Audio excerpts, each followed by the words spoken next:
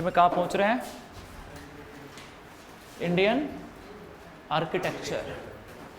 Architecture को हमने दो टर्म दिया है, वास्तुकला, स्थापत्य कला। जो इसमें टर्म वास्तु देख रहे हो आप, इस वास्तु का मतलब क्या होता है ना? ये वास्तु बना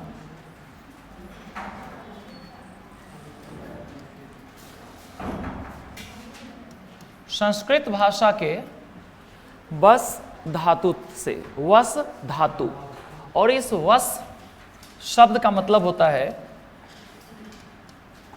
बसना, रिसाइड। क्या बोलते हैं? रिसाइड, यानी रेजिडेंस, बस जाना। तो जब भी वास्तुकला शब्द का प्रयोग हो, इट मीन्स या तो फोर्ट की बात होगी, बिल्डिंग, केव्स, टेम्पल, या कोई शेल्टर्स, जिसमें सराय भी हो सकता है, जिसमें कोई गुफा हो सकते हैं, तो जहां भी बसने की बात हो। जबकि स्थापत्य शब्द इस वास्तुकला का ही क्या है? पर्यायवाची है, सिनोनिम है, मीन्स दोनों एक ही शब्द को डिफाइन करता है, और इसका सीधा सीधा संबंध है संस्कृत भाषा से निकलकर बसने के स्थान को, जिस स्थान पे लोग बस जाते हैं उसको आप इसके अंतर्गत डाल लोगे।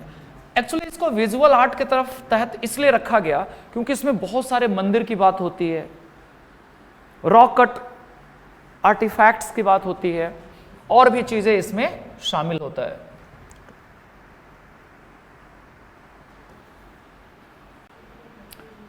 क्लासिफिकेशन ऑफ इंडियन आर्किटेक्चर, भारतीय वास्तुकला या वास्तुशास्त्र या स्थापत्य कला का विभाजन। Generally it is divided into 5 category.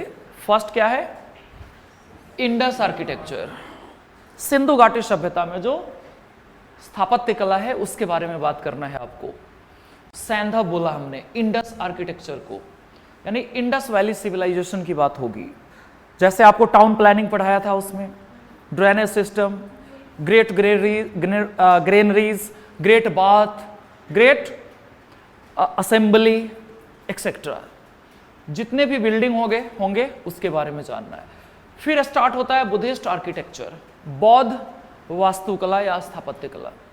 इसमें बौद्ध धर्म से संबंधित जितने भी टाइप्स होंगे वो सब आ जाएंगे, चाहे उसमें चैत्य, विहार, स्तूपा, ये 3 मेजर हैं। और जो कंटेम्प्रेरी सम्राट होंगे उनके कुछ फोर्ट्स होंगे, केव्स में बहुत सारे केव्स होगा, और वो सब हम लोग इसके अंतर्गत शामिल करेंगे। फिर स्टार्ट होगा टेम्पल आर्किटेक्चर, जिसमें हम the Nagara style, the Dravida style, the Vesara style, उन सब के फीचर्स क्या हैं, उन पे कैसे क्वेश्चन आते हैं, इन सब की बात करेंगे। यानी इनमें सबसे ज्यादा क्वेश्चन अब तक आया है तो टेम्पल आर्किटेक्चर से। फिर इंडो इस्लामिक में उनके डोम, टॉम्ब, कोई गेटवेज है, कोई मीनार्स है, उनके बारे में जानना है आपको। फिर फोर्ट में आप सब जानते हैं दिल्ली के 5 फोर्ट, और फिर मुगल काल के 3 और 4 और फोर्ट ऐड कर लेंगे। फिर उनको जब आप मॉडर्न एरा में आओगे तो हमें जानना है gothic architecture. The term gothic belongs to European architecture, Christian architecture, जिसमें आप बिल्डिंग बनने के एक नए टेक्निक को देखोगे, क्योंकि उनके कल्चर ज़्यादातर इसका जो डेवलपमेंट होता है वो रोम से स्टार्ट होके इंग्लैंड तक, लंदन तक जाता है, और फिर पूरे वर्ल्ड में गोथिक आर्किटेक्चर स्टाइल होता है, और वो फेवरेट हो जाता है लोगों के। भारत में भी बहुत सारे बिल्डिंग बनेंगे, इसमें कम से कम 4-5 एग्जाम्पल तो आपके टिप्स पे होने चाहिए, और वो सब हो जाएगा समय के साथ। तो ये इसके क्लासिफिकेशन है, जरूर याद रखिएगा, भूलिएगा नहीं। मेंस में आपको आंसर राइटिंग करना होगा, आर्किटेक्चर पे क्वेश्चन आएगा तो ये डिफाइन करना होगा। मैंने जो आपको बताया आपको लिख देना है। इंडस आर्किटेक्चर, ये सब कुछ मैंने क्लास में आपको बहुत डिटेल बताया हुआ है। मीन्स इसमें क्या जानना है हमें about town planning of Indus valley civilisation. तो सबसे पहले तो ये ब्रॉन्ज एज सिविलाइजेशन है, हमने इसको कंपेयर किया किसके साथ, इजिप्ट, मेसोपोटामिया। ये तो मैंने तब भी किया था जब क्लास में आपको एंशिएंट हिस्ट्री पढ़ाया। फिर हमने कहा कि इसका जो सेटलमेंट है वो बेसिकली इंडस रिवर के आसपास है, या फिर हमारे इंडिया में घग्गर हाकरा रिवर, यहीं से बाद में सरस्वती रिवर का ओरिजिन होता है, या फिर उसके ही सहायक है। तो ज्यादातर एरिया या तो इंडिया में है या फिर पाकिस्तान में है। फिर इसके हमने दो मेजर साइट्स के बारे में बहुत डिटेल बताया कि इसको कैपिटल माना जाता है, सच एज मोहनजोदारो, और हड़प्पा इसके सेकेंड मेजर साइट है।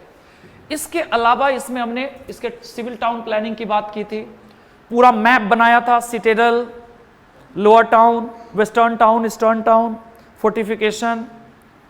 जो इंडस वैली सिविलाइजेशन वाले क्लास में नहीं था उसको पेशेंस रखना है थोड़ा सा, क्योंकि जो चीजें हमने वहां ऑलरेडी दो दो क्लास लगा के कंप्लीट किया, यहां डिस्कस नहीं किया जा सकता। वो रिपीट होंगे तो फिर आप पढ़ लेना।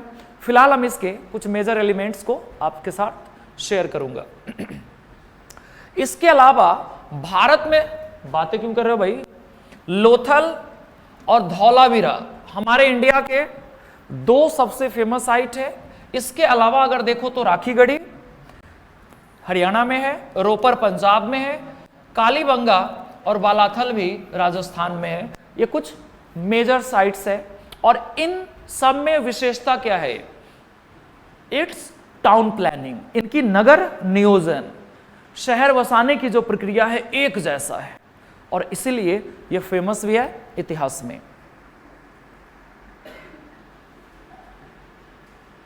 टाउन आर्किटेक्चर प्लानिंग के बारे में इसमें डिटेल बात की गई है। कुछ चीजें इसमें मैंने कलर चेंज कर दिया है आपके लिए, ताकि आपके ध्यान वहीं जाने चाहिए। इसमें सबसे पहली बात हमने क्या किया कि इनके जो टेक्नोलॉजी है वो बहुत ही एडवांस फॉर्म में है। इनके टेक्नोलॉजी की बात की जाती है, अर्बन कल्चर की बात की जाती है। फिर आप देखेंगे इनके शहर की क्या क्या विशेषता है। तो पहली विशेषता में आप देख रहे हैं सीवेज एंड ड्रेनेज सिस्टम, बहुत प्लान तरीके से। इनके हाउस मेकिंग प्रोसेस भी बहुत एडवांस है, जिसमें पके हुए ईंट का इस्तेमाल करते हैं, बेक ब्रिक्स।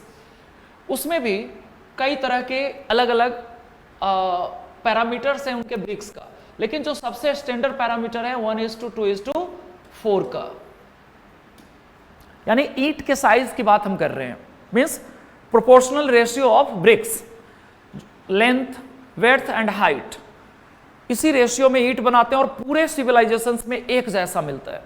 फिर हमने अभी बात किया था सिटेडल का। सिटेडल का मतलब जो ऊंचाई पे बसा हुआ नगर है। जैसे मान लीजिए ये टाउन प्लानिंग है, तो कुछ मोहल्ला ऊंचाई पे बसा हुआ है और बाकी सब नीचे बसा हुआ है, तो उसको हमने सिटेडल कहा और बाकी को लोअर टाउन कहा।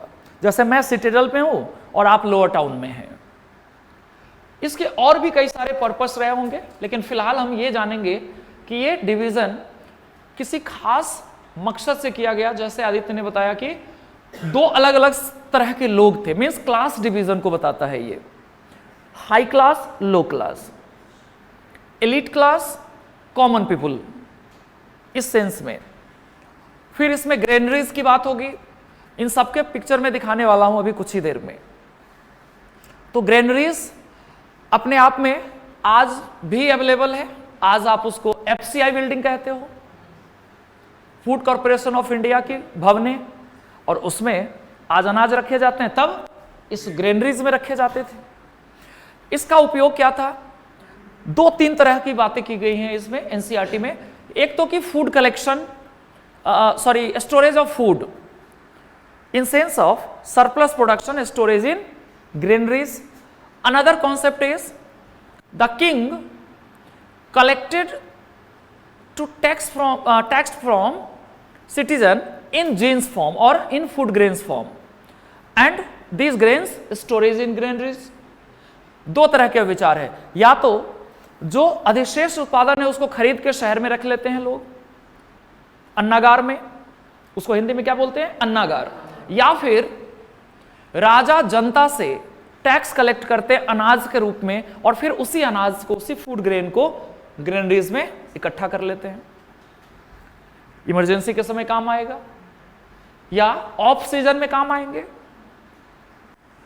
फिर इसमें ग्रेट बात की बात होती है जिसको हमने पब्लिक बात का नाम दिया है, यानी यह सामान्य आदमी को नहाने के लिए था, जैसे स्विमिंग पूल हो, कोई भी मोहल्ला के लोग, कोई भी उस सोसाइटी के लोग जाके क्या कर सकते थे, स्नान कर सकते थे। यानी इसके कॉमन फीचर क्या है ग्रेट बात का, तो आप कहोगे जो मोहनजोदड़ो से मिला ये अपने आप में इतने एडवांस है, जैसे आज का कॉन्सेप्ट आप देखोगे वाटर पार्क का कॉन्सेप्ट है कि उसमें फ्रेश वाटर की व्यवस्था की जाती है हमेशा, उसके चारों ओर आप देखोगे तो एक फोर्टिफाइड एरिया है, उसमें चेंजिंग रूम बनाए जाते हैं, उसमें बैठने की व्यवस्था की जाती है, उस सभी तरह के चीज़ों को यहाँ दिखाने का प्रयास किया। बाकी जो फीचर है नीचे वो कॉमन है, इस पे बात करने की आवश्यकता क्लास में नहीं है, पढ़ लेना। यह है आपके सिंधु घाटी सभ्यता के पुरातात्विक साक्ष्य, archaeological evidences of Indus valley architecture, जिसमें सबसे पहले आप देख रहे हो सिटेडल टाउन ऑफ मोहनजोदारो। सबसे पहला एग्जांपल किसका है, town planning of citadel at Mohenjodaro. Mohenjodaro के जो दुर्ग नगर पे सबसे विशाल सोसाइटी बसा हुआ है उसका स्ट्रक्चर है। ये सब आप देख रहे हैं सेटलमेंट या हाउस के जो नींव बच गए, ईंट तो सब निकाल के हमने इस्तेमाल कर लिया, और जो खंडहर बच गए, रूइंस क्या बोलते हैं, रूइंस, रूइंस बच गए मींस अवशेष, भग्नावशेष, खंडहर, वही हमारे पास टाउन प्लानिंग का अवेलेबल है। फिगर 1 में आप देख सकते हो टाउन प्लानिंग का एग्जांपल। ये है आपका ग्रेट बाथ, यहां से एंट्री कर सकते हो आप और यहां से एंट्री कर सकते हो, यहां पे आप आराम से नहाइए। यहां पर चेंजिंग रूम बने हुए थे दोनों कतार पर, जहां आप नहाने के बाद जाके चेंज कर सकते थे, अपने आप को कपड़े चेंज करना हो या जो भी करना हो, वहां से फिर आप चले जाएंगे, जिसको श्रृंगार प्रसाधन केंद्र भी कहते हैं लोग। जहां जैसे आज आप वॉशरूम में जाते हो तो शीशा लगा होता है, वॉश बेसिन होते हैं, तौलिया रखा होता है, हैंड ड्रायर होते हैं, आजकल हैंड वॉश पुरानी चीज हो गई, हैंड ड्रायर आजकल होता है, हाथ को आप ऐसे लगा के सुखा के फिर वापस चले आते हैं। इस तरह की सुविधा तो नहीं थी, लेकिन उससे कम सुविधा भी नहीं थी। हर वो फैसिलिटी इसके पास अवेलेबल है जो आज एक एडवांस कल्चर में होता है, और ये है फूड ग्रेनरीज, जिसको आप अन्नागार कहते हैं। 2 कतार में 6-6 कमरे का बिल्डिंग, यानी 6 + 6 कितने, 12 गोडाउन है जिसमें अलग अलग प्रकार के फूड ग्रेन्स को स्टोर किया गया। अब ऊपर वाला चीज तो मिला नहीं, हमें क्या मिला, नींव, जो उसके बेस है। तो बेस से ही हमने अंदाजा लगाया कि 1 2 3 4 5 6 इधर 6 इधर, मीन्स 6 गोडाउन्स इन 2 रोज, 2 कतार में 6-6 कमरे, यानी 6 + 6 या 6 × 2, बात बराबर है। तो 12 कमरों का मिला, लेकिन मिला कहां से, ये मिला हड़प्पा से। पहला 2 फीचर मोहनजोदारो का, और ये तीनों फैक्ट्स आपके यूपीएससी प्रीलिम्स में 10 बार आया हुआ है। कितने कमरे वाले मिले, मैं एग्जाम की बात कर रहा हूं, जो एग्जाम में आया वही तो टेस्ट में आएगा। ऊपर से क्वेश्चन क्या पूछेंगे, कितने कितने के कतारों में थे, आपसे पूछेंगे हाउ मेनी रोज, तो आपको 2 रोज बताना है, 2 ही कतार है। इसके पास एक प्लेटफॉर्म भी बना हुआ है जहां पर फूड प्रोसेसिंग करते थे लोग, धान को कूट कर चावल निकालना, गेहूं को पीसना, चक्की जैसा तो सिस्टम रहा होगा, और अलग अलग तरह के यहां पर फूड प्रोसेसिंग एक्टिविटीज होते थे। अब आपको आज इस खंडहर को देख के ये फील हो रहा होगा कि क्या ही है ये, लेकिन कल्पना कीजिए आज से 5000 साल पहले लोगों ने ऐसा किया। कम है क्या? 5000 ईयर्स अगो। कुछ नोट करने का मन हो तो कर लो, अदरवाइज ये तो मिलेंगे ही आपको। तुम तो कुछ लिखे ही नहीं।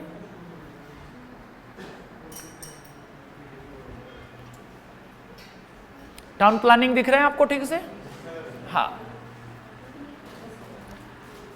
आप होते तो क्या करते, किसको पसंद करते सबसे पहले, कहां जाना?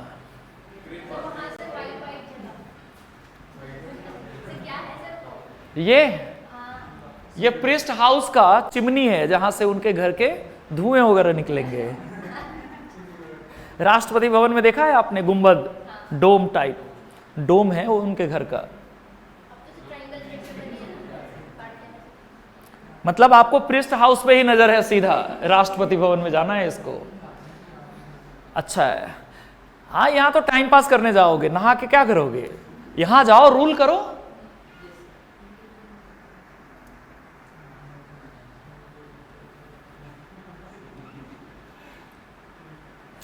अब चलते हैं राहुल के यहां।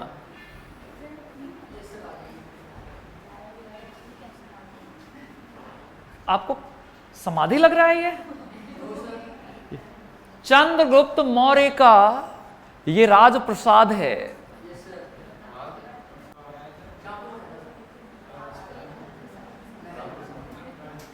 प्रसाद खाने वाला नहीं है, बिल्कुल नहीं। ये है इनका कैपिटल पाटलिपुत्रा। यही तो आज बचा हुआ है हमारे पास, बस यही बचा हुआ है। क्या चाहते हो आज से 1700 साल वाले पुराने वाले, 1300 साल पुराने वाले चीजें कितना मिले? अच्छा, कितना हो गया? 2300 साल हो गया ना। 2300 साल पुराना स्ट्रक्चर है ये। तो पहला पॉइंट पढ़िए इसमें, Chandragupta Maurya built his capital and palace at Patliputra. A wonderful place was made of wood and stone. ये है उसमें से एक स्टोन पिलर का एग्जाम्पल। देखो तो कितना विशाल है। ऐसे ऐसे 80 पिलर्स मिले हैं वहां, 80 खंभे ऐसे। ये देखो, आज का खंभा ये है, उस समय का ये है। 80 खंभों पे इनका एक केवल हॉल मिला, पार्लियामेंट। घर अलग, ऑफिसर्स क्वार्टर अलग। 80 खंभों वाला तो केवल क्या है? हॉल है। The 80 pillared hall found at Kumhrar in Patna represent the masterpiece of Mauryan architecture. Maurya कला का यह सबसे बेहतरीन एग्जाम्पल में से एक है। आपने पिछले क्लास में स्कल्पचर आर्ट में देखा था यक्ष यक्षिणी, इसी कला से संबंधित है। देखो कितना फाइनेस्ट वर्क किया है इसने। पिलर को काट काट के घर में लगाना। आज जो आप इस बिल्डिंग में ये जो डिजाइन देख रहे हो, यहां कॉर्नर पे देखो, कॉर्नर पे कितना सजाया हमने। इस तरह का पिलर के ऊपर यहां पर सजाया हुआ मिलता है, लेकिन सब टूट चुके हैं, इसलिए अवेलेबल नहीं है हमारे पास। तो हमने एक पिलर को ही इकट्ठा करके रख लिया। अगर आप पाटलिपुत्रा जाओ तो कुम्हरार पार्क जाना, आज भी वहां है। मैंने इसको आंखों देखी भी देखा है और फोटो भी क्लिक कर लिया है आपके काम के लिए। आपके काम आ गए आज। ये दोनों फोटो मैंने अपने मोबाइल से क्लिक किया हुआ है।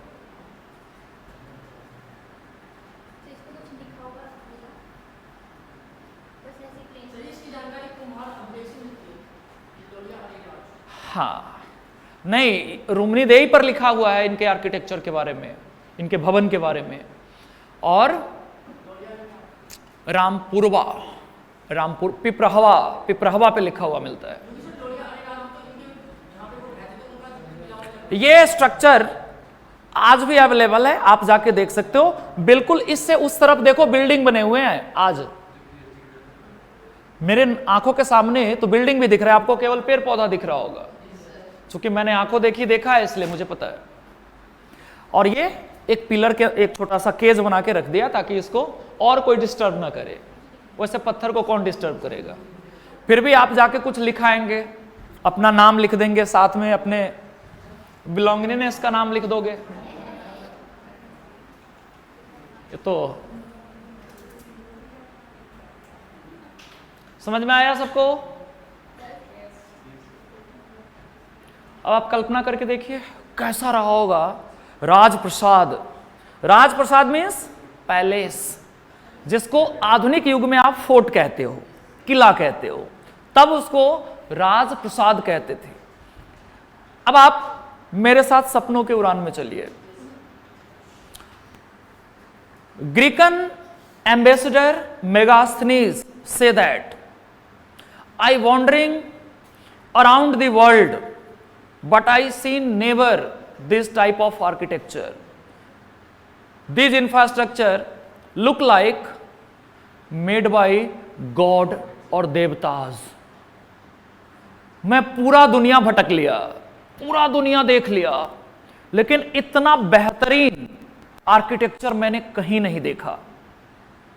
शायद इसको देवता ने बनाया है। अब आप कल्पना कीजिए क्या कह रहा है।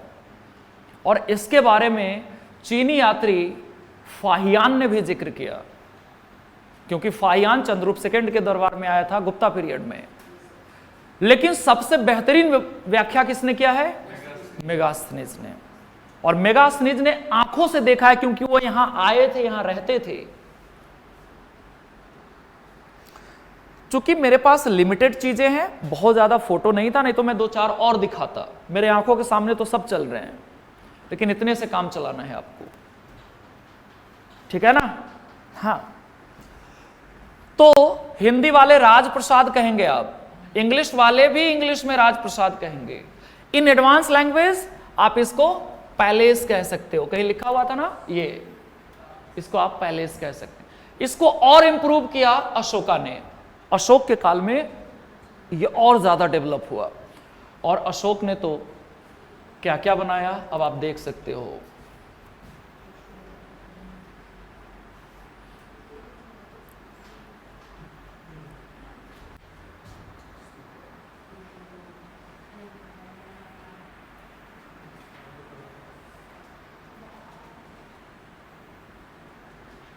फिलहाल हम टॉपिक को डिफाइन करेंगे as a Buddha architecture. Buddha architecture या Buddhist architecture. It means Mahatma Buddha के जन्म के बाद भारत में मूर्तिकला के साथ साथ एक और कला विकसित हुआ, उसका नाम है बुद्धिस्ट आर्किटेक्चर, जिसमें मेनली कौन कौन सा चीज है जरा देखो तो ऊपर क्या लिखा है? यस, स्तूपा, चैत्य, विहार एंड पिलर्स। हिंदी इंग्लिश दोनों में लिखा है, आप अपने अपने भाषा वाले चीज को सिलेक्ट कर लीजिए। मैंने आपको कहा था कि मुझे हिंदी टाइपिंग नहीं आती, मैं बड़े मुश्किल से ये इंग्लिश कर पाता हूं, कहां से लाऊं हिंदी टाइपिंग? किसी ने कहा था मुझे आती है, आप मुझे दे देना, मैं ट्रांसलेट कर दूंगा। कौन था इसमें? हाँ, गूगल ट्रांसलेशन में स्तूप कुछ और दिख जाएगा, स्तूप स्टूपिस दिखेगा उसमें। गूगल ट्रांसलेशन किया जा सकता है, वो मैंने स्टाफ को दे दिया है कि करके एक बार मुझसे चेक करा लेना और फिर बच्चों को देना। 2 PDF ऑलरेडी उनके पास है, वो भी मिल जाएंगे, और ये आपको नेक्स्ट क्लास में मिल जाएगा, क्योंकि ये आज अगर कंप्लीट हो गया तो आज ही दे दूंगा, कंप्लीट नहीं होगा तो नहीं दूंगा, फिर कल दूंगा। हाँ हाँ, वो मिल चुका है, मूर्ति वाला, पत्थर वाला, अरे वहां मिल चुका है, वो दे देंगे, काम कर रहे हैं उस पर। वैसे भी सर का कहना है, मैंने तो सभी बच्चों को आर्ट एंड आर्किटेक्चर वाला स्टडी मटेरियल दे दिया।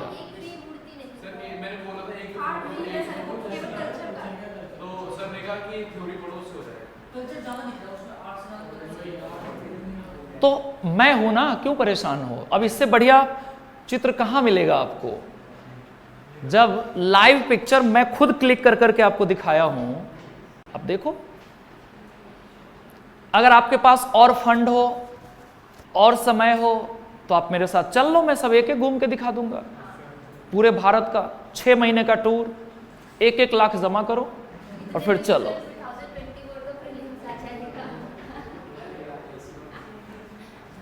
लेकिन उस 1 साल में अपने साथ घुमाते घुमाते आपके इतिहास को ऐसा बना दूंगा कि जीएस तो छोड़ो, ऑप्शनल में भी झंडे गाड़ के आ जाओगे। 1 साल मेरे साथ रहना है आपको। आप सोच भी नहीं सकते इतने नंबर ले आएंगे आप हिस्ट्री में, क्योंकि वो जमाना गया कि आपने रट्टा मारा, 20 क्वेश्चन गेस करके लिख के आ गए और पास कर गए। अब आपके ज्ञान चक्षु खोल के रखना होगा, सब कुछ सामने दिखना चाहिए। जब क्वेश्चन आए कहीं से कुछ भी, तो लिखने के कंडीशन में आप हो। वो जमाने गए जब आपने 20 गेस क्वेश्चन रट्टा मार के जाके 10 लिख के आ गए और पास कर गए। अब आपको कैसा होना होगा? एक्सट्रोवर्ट बनना पड़ेगा। कोई भी क्वेश्चन, कोई भी सिचुएशन आए, आपको लिखने के कंडीशन में होना है। और बहुत जल्दी मैं आप लोगों के लिए ऑप्शनल बैच ला रहा हूं, बहुत जल्दी प्लानिंग चल रहा है उस पर, कैसे, कितना, कब, क्योंकि सबसे बड़ा इशू तो टाइम का है, जो मेरे पास बिल्कुल नहीं है। नहीं, आपके पास तो टाइम ही टाइम है। प्लानिंग चल रहा है और बहुत जल्दी धमाका होने वाला है। फिलहाल यहां पर फोकस करते हैं, ठीक है आदित्य?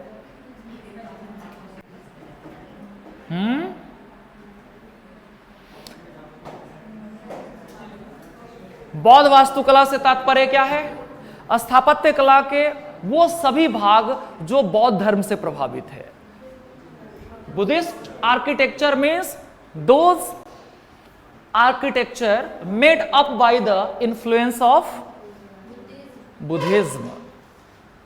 बुद्धिज्म का मतलब है महात्मा बुद्ध के चीजों से प्रभावित, जिसमें सबसे पहला इन्फ्लुएंस किस चीज पे दिखा? स्तूपा में, क्योंकि महात्मा बुद्ध के मरने के बाद जो स्ट्रक्चर बनाया गया उसको स्तूपा कहा। स्तूप मीन्स समाधि स्थल। महात्मा बुद्ध के बॉडी के राख को डाल के उसके ऊपर एक सेमी सॉलिड डोमिक फॉर्म, सेमी, क्योंकि उसमें कंक्रीट भी है, अंदर पत्थर वगैरह भी है, सेमी सर्कल है, अर्धगोलाकार है, डोम शेप, डोमिक कहते हैं उसको। डोमिक मतलब डोम, डोम मतलब गुंबद, अर्ध गुंबदाकार ठोस अवस्था है। ऊपर से अशोक के समय तो वुडन मेड था, लकड़ी से बनाया हुआ था, बाद में उसमें स्टोन लगाया। दोनों का एग्जाम्पल आप देख पाएंगे, पेशेंस रखिए।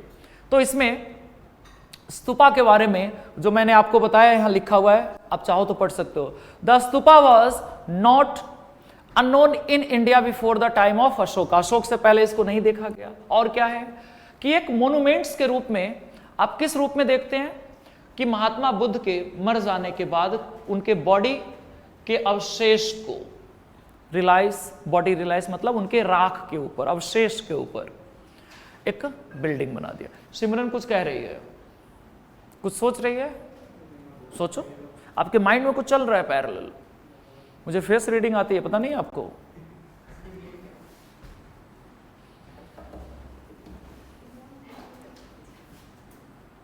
कोई नहीं। महात्मा बुद्ध के मरने के बाद कितने स्तूपा बनाए गए, ये आपके एग्जाम में क्वेश्चन आ चुका है। तो ओरिजिनल 8 उनके मरते ही, महात्मा बुद्ध मरे और टोटल बनाए गए 8, इसमें 9 आ रहा है, इसको पढ़ोगे इसमें कहीं 8 ही होगा। ये रहा ओरिजिनल कितने हैं? 8। 8 में से एक में से कुछ निकालकर एक और बना दिया 9, और उन सबके यहां पर लिस्ट है। यूपीएससी ने क्वेश्चन पूछा है कहां कहां से मिले हैं ओरिजिनल स्तूपा। अब इसके पीछे का कहानी बता देता हूं। महात्मा बुद्ध पीपुल्स फेवरेट है। महात्मा बुद्ध सभी जनता के पसंदीदा व्यक्ति हैं। उनके मरने के बाद वो सब लोग उनके डेड बॉडी पे दावा कर रहे हैं कि बुद्धा तो हमारे थे। जहां पैदा हुए वो भी दावा कर रहे हैं, जहां उनको ज्ञान की प्राप्ति हुई, बोध गया, वहां के लोग भी दावा कर रहे हैं। जहां पे पहला सरमन्स प्रोवाइड किया, फर्स्ट चैंटिंग यानी उपदेश दिए पहली बार सारनाथ, वहां भी। देयर आफ्टर जहां जहां वो जाके रहते थे वहां के लोग भी दावा कर रहे हैं, उनके रिलेटिव्स वो भी दावा कर रहे हैं, उनके शिष्य वो भी दावा कर रहे हैं कि महात्मा बुद्ध के तो शिष्य मैं हूं, उत्तराधिकारी मैं हूं, तो मुझे चाहिए। इस तरीके से महात्मा बुद्ध के को मर जाने के बाद जला दिया और राख को 8 भागों में बांट दिया। ले जा भाई, 8 जगहों पे स्तूपा बन गए। आगे चलकर एक और बना दिया, 9 हो गए। और फिर अशोक आया तो उन्हीं सब में से राख निकाल निकाल कर 84,000 स्तूपा बना दिया। How many? 84,000 स्तूपा। अशोका के समय। और यह ग्रंथ में लिखा है, दिव्यावदान में, दिव्यावदान नामक एक ग्रंथ है, उसमें लिखा है कि अशोक ने कितने बनाए।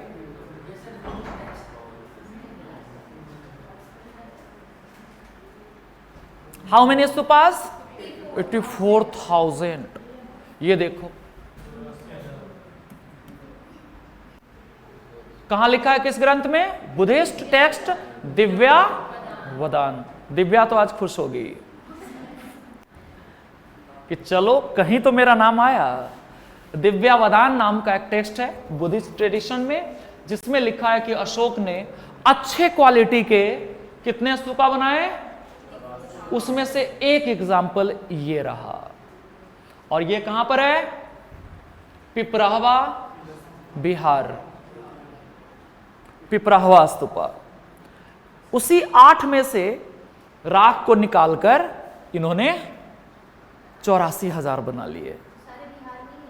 नहीं, राजस्थान में है, जयपुर के निकट बैराट नाम के जगह पे, मध्य प्रदेश के सांची में, मध्य प्रदेश के भारहूत में, यूपी के सारनाथ में, नेपाल में, ऑलमोस्ट भारत के अलग अलग जगहों पे। अफगानिस्तान में बिल्कुल, हाँ मुझे पता है, आप यहां से देख रहे होंगे। देखिए कहां कहां से मिला, तो भारहूत, सांची, बोध गया। लेकिन ये किस पीरियड का है? सुंगा पीरियड, सुंग काल का। फिर सातवाहन काल में कहां बने? Amaravati, South India. Nagarjuna Konda, space नहीं है, एक ही है, नागार्जुन कोंडा, साउथ इंडिया में ऐसे ही बोलते हैं लोग। देन गुड़ीवड़ा, फिर जगईपेट, जगईपेट, और फिर क्या? भट्टी प्रोलू। ये सब साउथ इंडियन नेम है। और स्वाभाविक रूप से सातवाहन कहां रूल कर रहे हैं? From Maharashtra to Andhra Pradesh. महाराष्ट्र से आंध्र प्रदेश तक रूल करेंगे तो वहीं बनाएंगे, उनके नाम वैसे ही होंगे। फिर विदेशी की बारी आई, कुषाण काल, और कुषाण काल में चरसदा जगह का नाम है। फिर पुष्कलावती, ये दोनों पाकिस्तान में है। कौन दोनों? चरसदा एंड पुष्कलावती। पुष्कलावती किसका प्राचीन नाम है? और नहीं, वो तो पुरुषपुर है। मैं पाकिस्तान की बात करूंगा, पाटलिपुत्रा कह रही है। लॉजिक तो कम से कम ठीक लगाओ। अरे पुष्कलावती तक्षशिला का प्राचीन नाम है, गधो। कितनी बार बताऊं, जब पढ़ाया था तब बताया था, ध्यान ही नहीं रहते कुछ। पुष्कलावती किसका नाम है? तक्षशिला का प्राचीन नाम है। पूछा हुआ है यूपीएससी में, जाके प्रीलिम्स का क्वेश्चन देखो। आप हल्के में मत लेना, यूपीएससी को घुमा घुमा के पानी पिलाएगा, पुष्कलावती ले जाएगा आपको। फिर अफगानिस्तान में एक साइट मिले, क्या है साइट का नाम? देखो, नगर हार। नगर हार, वो नगर जो हार गया अफगानिस्तान में, यहां से एक मिल गया। फिर कनिष्कपुर, और यह है कहां, कनिष्कपुर कहां, जहां फोर्थ बुद्धिस्ट काउंसिल हुए थे। यस, नियर श्रीनगर, कश्मीर के पास एक शहर है जिसका नाम कनिष्कपुर है, क्योंकि किंग कनिष्क ने कनिष्कपुर शहर स्थापित किया था, वहीं पे बुद्धिस्ट काउंसिल कराया था। खैर, फिर गुप्ता काल में एक राजगीर में बना, राजगृह कहते थे उस समय आप, और वो आज विश्व शांति स्तूपा के नाम से फेमस है। किस नाम से? विश्व शांति स्तूप। देखो यहां लिखा हुआ है विश्व शांति स्तूप। फिर धमेक स्तूपा जो कि सारनाथ में है, ये वाला, जहां पे महात्मा बुद्ध उपदेश दिए थे। फिगर 2 धमेक स्तूपा किसका है? इसी का, इसी पर लिखा हुआ है धमेक, जाके पढ़ लेना, मैं तो आ चुका हूं पढ़ के। देखने का प्रयास मत करो, नहीं दिखेगा।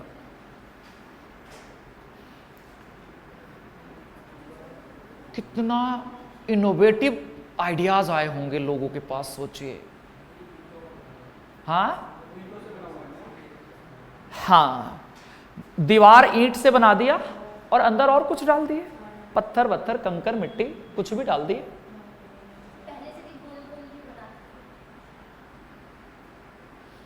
सोच उनकी एक्चुअली ये स्ट्रक्चर ओरिजिनल है अशोक वाला, और अशोक का पिलर भी आपका इंतजार कर रहे हैं, यहां देखो, जिसपे एक शेर है। हाँ, और बाकी ये सब भवन रहा होगा बैठने के लिए, रेस्ट करने के लिए, ये सब नष्ट हो गया। बौद्ध धर्म में तीनों स्ट्रक्चर आसपास ही बनाए जाते थे, स्तूपा, चैत्य एंड विहार। द चैत्य मीन्स वर्शिप प्लेस, विहार मीन्स रेजिडेंशियल प्लेस, जहां पे आप रहोगे, यानी पीजी हो गए आपके। विहार मतलब रेजिडेंशियल प्लेस, आवासीय परिसर, जहां मॉन्क रहेंगे। तो तीनों जगह, सॉरी तीनों स्ट्रक्चर लगभग एक साथ बनाए जाते थे। सबसे ज्यादा फेमस हुआ स्तूप, क्योंकि वो मेमोरी है महात्मा बुद्ध का। दूसरा स्तूप जहां पे मॉन्क्स रहेंगे, और तीसरा चैत्य जहां पूजा करेंगे। बुद्धम शरणम गच्छामि, धम्मम शरणम गच्छामि, संघम शरणम गच्छामि, ये बोलेंगे आप वहां जाके। क्या बोलेंगे?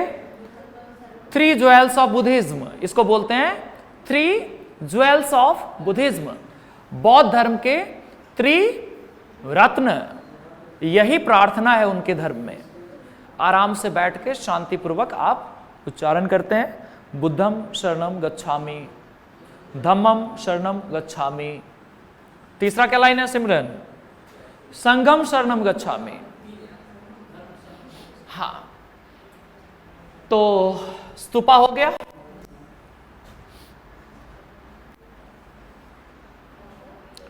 सबसे ज्यादा बार क्वेश्चन सांची स्तूपा से पूछा है। एक ओरिजिनल और एक डमी। यह है ओरिजिनल सांची का स्तूप। इसमें पेशेंस, ये जो आप देख रहे हो आज ईंट से बना हुआ, पत्थर से, ये ओरिजिनल में नहीं था, जो अशोक ने बनाया था। पुष्यमित्र शुंग ने उस सामान्य से दिखने वाले सांची स्तूपा के चारों ओर से पहले क्या किया? एक स्टोन कोट किया, पत्थर लगा दिया पहले, फिर वेदिका बनाया। इसको अंड कहेंगे, बताऊंगा, अभी रुक जाओ, पेशेंस रखो। क्या हो रहा है भाई? हाँ, फिर इसमें 2 ऐसे प्लेस होंगे, यहां और यहां, जहां प्रदक्षिणा पथ होंगे, जहां आप प्रेयर के लिए घूमोगे। लेकिन इसका माइलस्टोन आर्किटेक्चर तो ये है। मैं थोड़ा सा इसको दिखाना चाहता हूं और अच्छे से।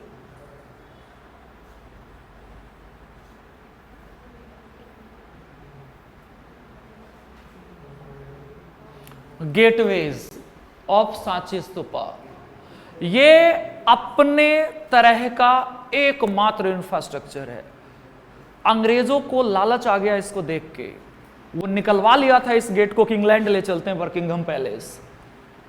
ब्रिटिशर्स इसको रिमूव कर लिया था यहां से, ले जाएंगे इंग्लैंड, क्योंकि वो देखा ही नहीं था कि उस जमाने में आज से 2300-2400 साल पहले कोई ऐसा कैसे बना सकता है।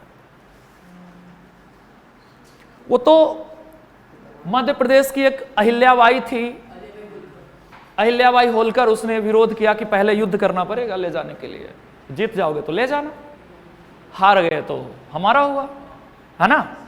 तो फिर हमने उसको रीएस्टैब्लिश कर लिया। आप देखिए क्या कलाकृति है, स्टोन पिलर के यहां से देखना स्टार्ट कीजिए, हर एक स्टेप्स पर आर्टिफैक्ट्स है, कार्विंग स्कल्पचर है। यहां देखो शेर दिख रहे हैं आपको, यहां देखो हाथी, यहां इंसान भी है। ये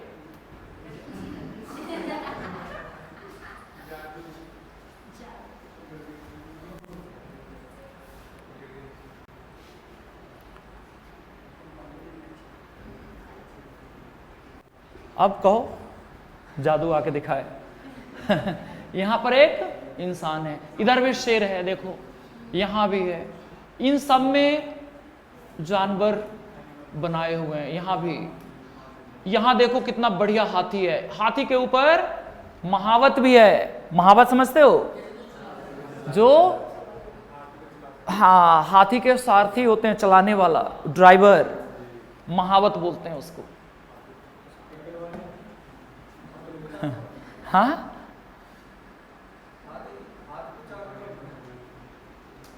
क्योंकि उनको महात्मा बुद्ध के जीवन से संबंधित जितने भी एनिमल्स थे सबको दिखाना था। बताया था एक दिन, बैल का संबंध उनके जन्म राशि से है, जॉडिक। घोड़े का संबंध उनके गृह त्याग से है, रेनाउंस्ड होम। हाथी गर्भधारण से, कमल ज्ञान शांति के प्रतीक से। तो हर एनिमल का कोई ना कोई सिंबल है, इसलिए सबको यहां पर बनाया गया। ये रेलिंग बनाया बाद में, ये सब पहले नहीं था। पहले कैसा था बोलो?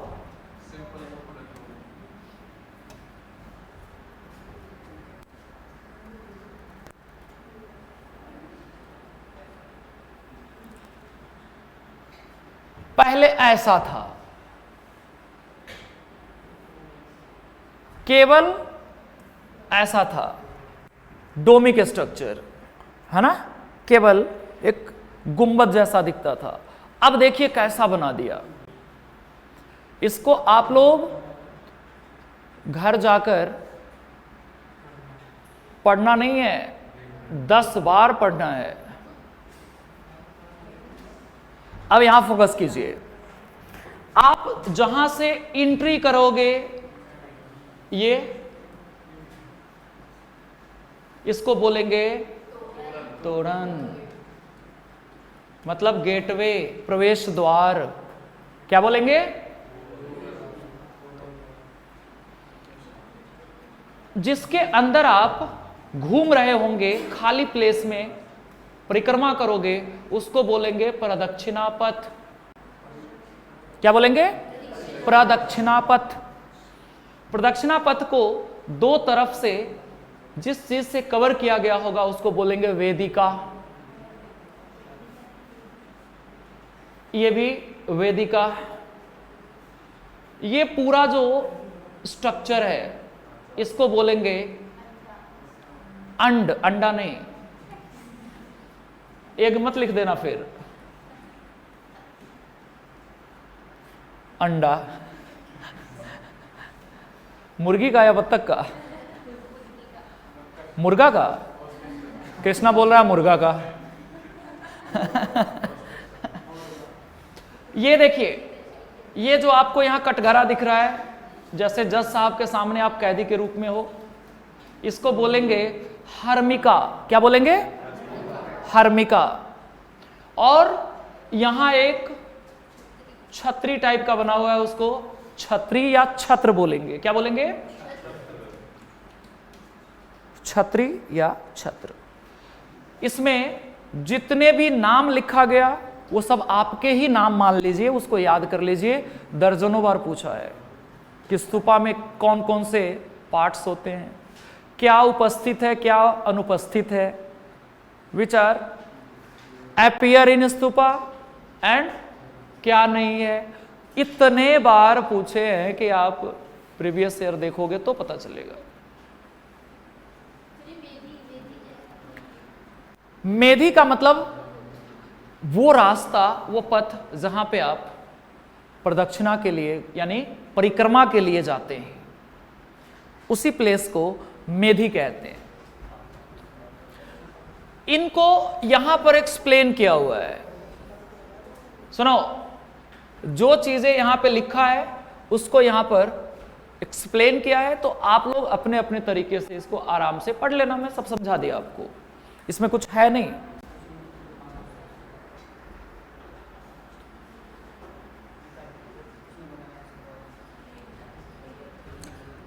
इसी का ये डमी है, ध्यान रखिएगा। ये मत सोच लेना, पूछ लेना कि ये क्या कौन सा है और ये कौन सा है। दोनों सांची स्तूपा है।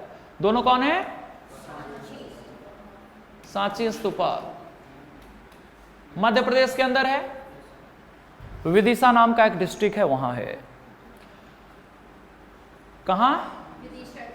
विदिशा डिस्ट्रिक्ट।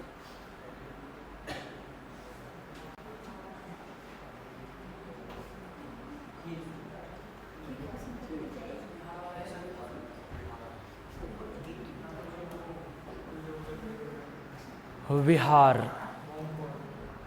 विहार का मतलब मैंने अभी बताया, जहां मॉन्क निवास करेंगे। यहां अंदर जाओगे तो 60 फुट लंबे हॉल है। और क्या, बाराती रखा जा सकता है वहां पे। आपके विवाह में जो बाराती आएंगे उनको लिटाया जा सकता है, इतना स्पेस है।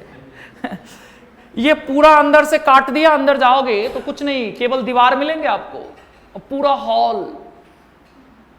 मेरे पास कुछ वैसे फोटो भी थे बट जगह नहीं था, कहां लगाऊं।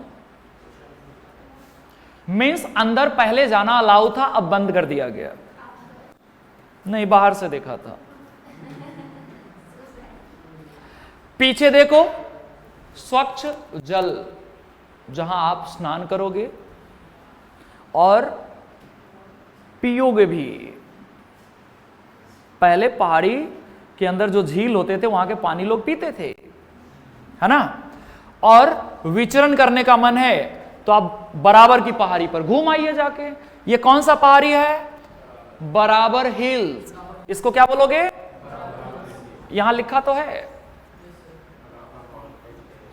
यानी बराबर की पहाड़ी को काटकर अशोका ने उसके अंदर 4 केव बनाए, 4 गुफा बनाया, जिसमें पहला गुफा का नाम रखा लोमस ऋषि केव, एक ऋषि के नाम पर। दूसरा सुदामा केव, यानी सुदामा के नाम पर, यानी सुदामा नाम के कवि थे, लेखक थे। कर्ण चौपर, कर्ण नहीं, और ये चौपर उड़ने वाला नहीं है, निवास करने वाला है। कर्ण चौपर। फिर विश्व झोपड़ी, झोपड़ी, विश्व का झोपड़ी। झोपड़ी तक तो ठीक था, झोपड़ी किसका? पूरे विश्व का। जो आए, जो रहना चाहे रहे। कृष्णा होता तो बैग उठा के अभी चल देता कि बस रह ही ले वहीं पे। खाने पीने सबकी व्यवस्था मुफ्त होती थी वहां। यहां पर प्राकृत भाषा के कुछ शब्दों के भी अंकन है ब्राह्मी लिपि में। ब्राह्मी स्क्रिप्ट में बहुत बातें लिखी हैं कि आपको कितने बजे पीजी में एंट्री मिलेगा, आप ड्रिल नहीं कर सकते, कितने बजे के बाद, मतलब शोर शराबा नहीं करेंगे, हंगामा नहीं मचाएंगे, कितने बजे तक गेट नहीं खुलेगा, आपके पीजी के नियम होते हैं ना, वैसा ही इस केव्स में आने जाने के नियम थे। और सब कुछ इसके गेटवे पे भी लिखा है और अंदर के गुफा में दीवारों पे भी लिखा है, शोर नहीं मचाना है, कीप साइलेंस, है ना। हाँ, अब ये मत ढूंढना वहां कीप साइलेंस लिखा होगा, अरे उनके भाषा में कुछ लिखे होंगे भाई, डिसिप्लिन मेंटेन करना है। अशोक के बेटे का बेटा अर्थात पोता, पौत्र, ग्रैंडसन, जिसका नाम है दशरथ। दशरथ ने एक और नागार्जुन का पहाड़ी खोजा और 3 गुफा बनाए, गोपिका, वडथिका और एक पता नहीं कौन था जो अवेलेबल नहीं है, डिस्ट्रॉय हो गया, 2 ही अवेलेबल है, ठीक। गोपिका, वडथिका 3 थे, 2 अवेलेबल है, एक नष्ट हो गया होगा। अब आप एज्यूम करके देखिए कि क्या टेक्नोलॉजी होगा कि आपने पहाड़ी को अंदर से काट के घर बना दिया। कल्पना करके देखो, आज सुरंग बनाते हो तो कहते हो मैंने तीर मार लिया, तब तो कटर भी नहीं था, तब तो जेसीबी नहीं थे, कैसे छोटे छोटे छेनी हथौड़ी से। दशरथ माझी इसी पहाड़ी में तो काटा है, रास्ता बनाया था। ये सब कहां पे स्थित है आज? आप पटना से लगभग 40 माइल के आसपास जाओगे, राजगीर की पहाड़ी में ये सब कुछ आज भी है। याद कीजिए, जब मगध एम्पायर पढ़ाया था तब बताया था कि मगध राज्य की जो राजधानी है, capital of Magadha empire Rajgriha, surrounded by 4 mountain, उसमें से 2 माउंटेन यही है, बराबर एंड नागार्जुन। 2 और भी है जो फेमस नहीं है। हाँ ना ना बोल लो। हाँ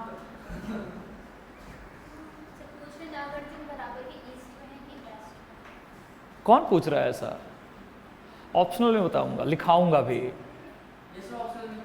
कुछ ऑप्शनल के लिए रहने दो, फिर वहां कहोगे सर एक्स्ट्रा तो आपने कुछ बताया ही नहीं, जीएस वाला ही बता के छोड़ दिया। कुछ रहने दो, है ना। सुबी क्या सोच रही है बताओ, सोचो ऑप्शनल में कितना बताऊंगा, जीएस में जब इतना बता रहा हूं।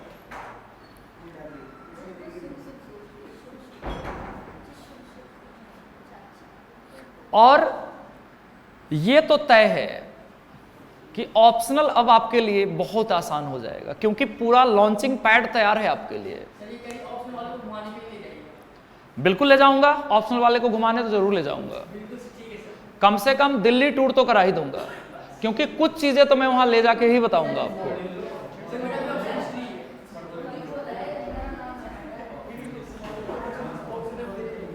और वहां मैं रहूंगा आपके गाइड की भूमिका में, टीचर नहीं रहूंगा, ध्यान रखना।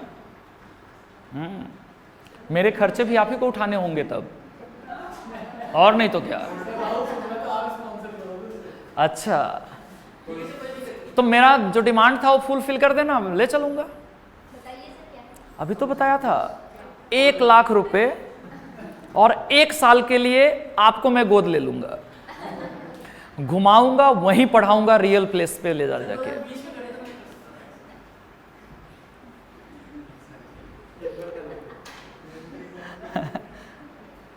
है ना, सबको गोद ले लूंगा 1 साल के लिए।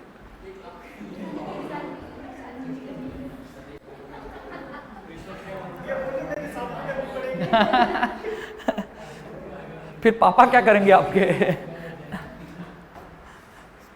मेरी बेटी साचिका कहां जाएगी फिर? अच्छा, साचिका, मेरी बेटी का नाम है साचिका। अब आइए महाराष्ट्र ले चलूं आपको। कहां? महाराष्ट्र। महाराष्ट्र के औरंगाबाद जिले में, औरंगाबाद जिले में एक पहाड़ी है जिसका नाम है अजंता, अजंता केव। अजंता कहां चला गया? अच्छा नीचे, ओके। हम लोग केव्स में चल रहे थे ना, केव्स पढ़ रहे थे, तो मौर्यन एरा का केव्स पीछे पढ़ा आपने, बराबर हिल्स के अंदर और नागार्जुन हिल्स के अंदर। अब हम आ गए सबसे पहले उड़ीसा, क्योंकि टाइमलाइन के अकॉर्डिंग चल रहे हैं ना हम लोग। तो उड़ीसा का जो टाइमलाइन है वो contemporary of Maurya empire, contemporary of Maurya empire. एक कहानी सुनाता हूं। अशोक ने जब कलिंग पे अटैक किया था, जो उनके राज्याभिषेक के 8वें वर्ष हुए थे, याद है सबको जिसने क्लास लिया है? तो कलिंग पे जब अटैक किया था तो वहां जो महारानी थी वो विडो थी, विधवा महारानी थी, वो कलिंग के पूर्व राजा खारवेल की ही पत्नी थी। और खारवेल ने उड़ीसा के 2 पहाड़ी, उदयगिरी, खंडगिरी, उदयगिरी पहाड़ी और खंडगिरी पहाड़ी के अंदर बहुत सारे केव्स बनवाए, जिसमें से एक केव्स है हाथी गुम्फा केव। हाथी गुम्फा, और ज्यादातर केव के नाम उनके पशु या कैटल्स के नाम पे है। हाथी, इसी तरीके से वृषभ, हिरन, ऐसे ही शेर, शेर गुफा, अलग अलग जानवरों के नाम पे गुफा का नाम रखा। देखो एक डिफरेंस दिखा, यहां पर मौर्य एरा में ऋषियों के नाम पे है और ये पशुओं के नाम पे रख रहे हैं। तो उसी किंग खारवेल ने 2 पहाड़ी को काटकर, उसका इसमें चित्र नहीं है क्योंकि अवेलेबल नहीं था मेरे पास, तो कहां से लाऊं। तो उड़ीसा में 2 पहाड़ी, कौन कौन सा? उदयगिरी, खंडगिरी। उदयगिरी में कितने केव्स? 19। एक एग्जाम्पल किसका? हाथी गुम्फा, यानी वो गुम्फा जो हाथी को समर्पित है। हाथी गुम्फा अभिलेख इसी के अंदर अभी मिला खारवेल का। खारवेल ने ठीक अशोक की तरह ही प्राकृत लैंग्वेज और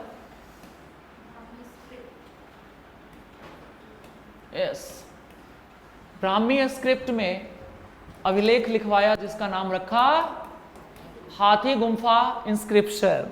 यानी हाथी गुम्फा अभिलेख के अंदर जो अभिलेख मिले उसको हमने हाथी गुम्फा अभिलेख कह दिया। ये गुफा है, ये क्लासरूम है आपका, करियर है इसका क्लासरूम। यहां कुछ मैं लिख दूं किसी भाषा में, किसी लिपि में, तो अभिलेख कहोगे आप। यानी जो उन्होंने 19 केव्स बनवाए, किसने? किंग खारवेल।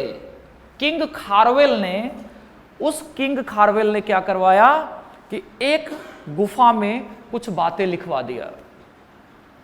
ये पूछे जा सकते हैं आपसे कि हाथी गुम्फा के अंदर जो अभिलेख मिला उसकी भाषा क्या है, तो आप कहेंगे प्राकृत। उसके राइटिंग स्टाइल क्या है? ब्राह्मी, जो दाएं से बाएं, फ्रॉम राइट टू लेफ्ट लिखा जाता है। समझ में आ रहा है सबको? कशिश, उर्दू कैसे लिखती हो? दाएं से बाएं। तो क्या डिफरेंस है ब्राह्मी और उर्दू में? फिर एक ही भाषा है, मीन्स एक ही स्टाइल है, सिर्फ उसके क्या चेंज हो गए? अल्फाबेट्स चेंज हो गए, लिखने का स्टाइल सेम। इसी ब्राह्मी स्क्रिप्ट से एक देवनागरी निकला जिसको हमने लेफ्ट से राइट लिखा।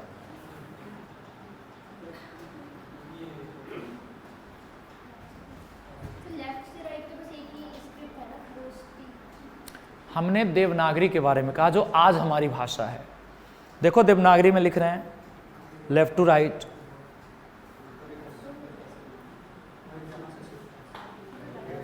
ये क्या है? ये देवनागरी नहीं दिख रहा आपको? यहां से स्टार्ट किया, यहां एंड किया, फिर स्टार्ट किया, फिर एंड किया, है ना। रोमन भी तो सेम है, आप रोमन में लिखते हो, आपका कौन सा स्क्रिप्ट है? लो, ये भी नहीं पता किस स्क्रिप्ट में लिखती है। आप जो लिखते हो इंग्लिश, वो रोमन स्क्रिप्ट है, वो भी तो लेफ्ट टू राइट ही है। मणिका हंस रही है कि पता ही नहीं था कि किस लिपि में लिखती थी आज तक। सबको पता है ना? संध्या कौन सा लिपि में लिखती है? बुस्टाफेडॉन। बुस्टाफेडॉन में कौन लिखता है? सिंधु घाटी सभ्यता के लोग बुस्टाफेडॉन में लिखते हैं।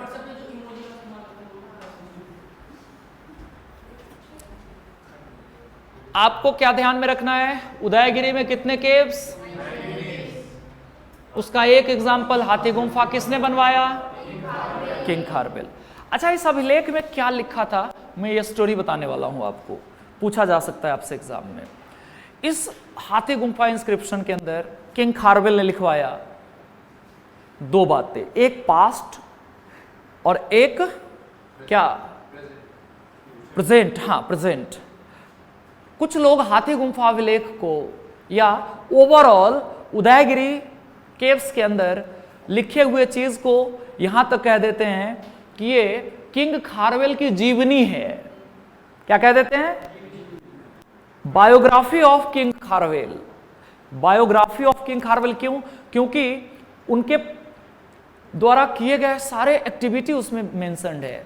जैसे अभी बताता हूं, पास्ट के बारे में लिखवाया कि हमारे पूर्वजों के काल में मगध का एक सम्राट महापद्मनंद अटैक किया था और यहां से बहुत कुछ लूट के ले गए, जिसमें से एक जैन तीर्थंकर का प्रतिमा था। Means a image of Jain तीर्थंकर। जैन तीर्थंकर आपको पता है 24 तीर्थंकर हुए, उसी में से किसी एक जैन तीर्थंकर के एक उनके पास स्टैचू था, उसको इमेज कहा। कुल मिला के सिल्वर का था, चांदी का, तो उसको लूट के ले आए। तो किंग खारवेल ने कहा दे आर रॉबर, हमसे छीन के ले गया, चोरी करके ले गया। थिप इस सेंस में, यानी मजाक उड़ाया कि देखो इतने निकम्मे लोग थे, भगवान की मूर्ति भी उठा के ले गए। उसी में लिखवाया कि महापद्मनंद ने पूरे कलिंग को जीत कर अपना कॉलोनी बना लिया, कॉलोनियल सिस्टम, और यहां के सारे रॉ मटेरियल उठा के ले जाते थे, कच्चा माल, जैसे अंग्रेजों ने भारत के साथ मॉडर्न में किया। मॉडर्न हिस्ट्री अभी अभी पढ़े हो आप? क्या ले जाते थे हमारे यहां से? स्पाइसेस और कॉटन्स और सोरा। भूल गए? पहले इनके आंसर दे दो फिर आगे बढ़ना। इन्होंने कहा सोरा क्या होता है? एक सॉल्ट पेपर होता है। सॉल्ट एक रॉक से कुछ ऐसे एलिमेंट्स, क्या बोलोगे उसको, मिनरल्स निकालते हैं, जिसका इंडस्ट्री में प्रयोग करते हैं वो लोग वहां ले जाकर, ज़्यादातर शराब बनाने में या फिर कुछ और भी। और बिहार में सबसे ज़्यादा सोर्स है इसका, बिहार स्पेशल में पढ़ाया था आपको। हाँ, तो सोरा ले जाते थे, और भी चीज़ें ले जाते थे। इंडिगो कहा उसने, जूट, जूट भी ले जाते थे हमारे यहाँ से, टी वगैरह ले जाते थे। तो कुल मिला के बहुत कुछ ले गए। बहुत कुछ में से तो इन्होंने भी यही तो आरोप लगाया, किसके ऊपर? महापद्मनंद के ऊपर, कि आपने मेरा सब कुछ जीवन भर लूट के ले जाता रहा जब तक जिंदा रहे। तो हम जैसे अंग्रेजों के बारे में पढ़ते हैं, उड़ीसा वाले पढ़ते होंगे बिहार वालों के बारे में कि लूट के ले गया सब बिहार के लोग, नहीं, इतिहास। लेकिन एक अच्छी बात भी लिखवा दिया। क्या लिखवा दिया? महापद्मनंद के बारे में कहा कि महापद्मनंद ने कलिंग में कृषि को बढ़ावा देने के लिए सिंचाई व्यवस्था की शुरुआत की। Means agriculture facilities such as canal बनवाया, canal system for irrigation of agricultural field. यानी पहले कच्चा माल तैयार करो और फिर लूट के ले आओ। अंग्रेज भी तो यही कर रहे थे, सब कुछ की खेती करवाया, फसल तैयार हुआ ले गए काट के। इंडिगो क्या करते थे, जबरदस्ती खेती करवाता था, यहाँ 3 कठिया सिस्टम, ले जाते थे लूट के। अब फ्यूचर के बारे में, सॉरी प्रेजेंट के बारे में क्या लिखा king Kharavela? King Kharavela say that I invade Pandya dynasty, Pandya kingdom, कि मैं पांड्या राजवंश के ऊपर अटैक किया। पांड्या कहां? Extreme south, near Rameswaram, Kanyakumari. वो तो बहुत बाद में है, अलाउद्दीन के समय है, किसका नाम ले लेते हो? हम बात कर रहे हैं कलिंग के समय का। तो कलिंग के राजा खारवेल अटैक किया कहां? पांड्या के ऊपर, और कहते हैं कि वहां उन सबको डिफीट करके वहां के सम्राट को प्रिजनर बनाकर अपने यहां ले आए और इसी गुफाओं में रखा उसको सजा के रूप में। और फिर कुछ दिन बाद उसको कहा कि चलो तुम अब हमारे खेतों में काम करो। कौन सा काम करोगे? तो हल चलाओ। हल किससे चीज से चलाओ? तो दे दिया इनको 1 पेयर डंकी, गधे दे दिया 1 जोड़ा, कहा बैल नहीं मिलेंगे, गधे से खेती करो, हल चलाओ, सजा है भाई। ये सब कुछ कहां लिखा हुआ है? हाथी गुम्फा अभिलेख में। कौन लिखवाया? किंग खारवेल। किस पहाड़ी में कृष्णा? उदयगिरी। और ये उदयगिरी नाम का पहाड़ी एक मध्य प्रदेश में भी आने वाला है कुछ ही देर में। तो माइंड में पहले क्लियर कर लो, उदयगिरी नाम के भारत में 2 पहाड़ी, एक उड़ीसा में और एक मध्य प्रदेश में। अभी जो हम पढ़ रहे थे वो उड़ीसा का। उड़ीसा में 2, कौन कौन? उदयगिरी, खंडगिरी। अब आ जाइए गुप्ता पीरियड केव्स में, गुप्तकालीन। गुप्त काल कहने से मतलब है कि ये सब कुछ गुप्त काल में टॉप पे गया। अदरवाइज ज्यादातर केव्स महाराष्ट्र के अंदर, मध्य प्रदेश के अंदर, कुछ पार्ट कर्नाटका का है, वहां भी लगभग आज से 2200 साल पहले बनना स्टार्ट हो गया था। Means 200 BCE, before common era या कॉमन एरा, क्वेश्चन नहीं, यानी ईसा मसीह के जन्म से भी 200 साल पहले ये गुफा बनना स्टार्ट हो गया था। इस गुफा के इंटीरियर में चलेंगे पेंटिंग्स वाले क्लास में, इंटीरियर में भी ले जाऊंगा। हालांकि एक इंटीरियर दिखा दिया हमने पेंटिंग का, कार्विंग स्कल्पचर का, ये भी पेंटिंग है। ऐसे 29 केव्स का इंटीरियर दिखाऊंगा अगले क्लास में। 29 नहीं तो कम से कम आधे दर्जन तो जरूर दिखाऊंगा जो फेमस है। फिलहाल इसमें आपको अलग अलग शेल्टर्स दिख रहे हैं छोटे छोटे, ये सभी एक एक केव्स है और टोटल केव्स की संख्या है 29। How many? 29, जिसमें से 25 विहार है और 4 क्या है? 4 आर चैत्याज, 4 चैत्य, 25 विहार और दोनों मिलाकर 29, कितने? 29। और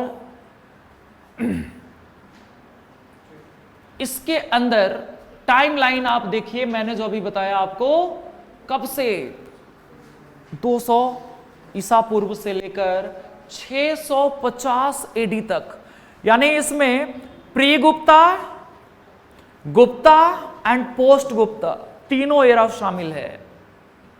प्री गुप्ता कहने का मतलब है मौर्य साम्राज्य के बाद, जिसमें सातवाहन, वकाटक, इक्ष्वाकु, चेदी, याद आ रहा है सब? वो वाला पूरा कलच्युरी। और जब गुप्त कह रहे हैं तो फिर श्रीगुप्त से लेकर स्कंदगुप्त तक, और फिर उससे भी आगे पोस्ट गुप्ता, और पोस्ट गुप्ता में चालुक्य, राष्ट्रकूट,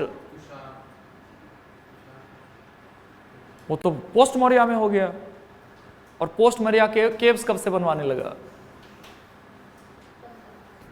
चालुक्य, राष्ट्रकूट, दो को शामिल करना है।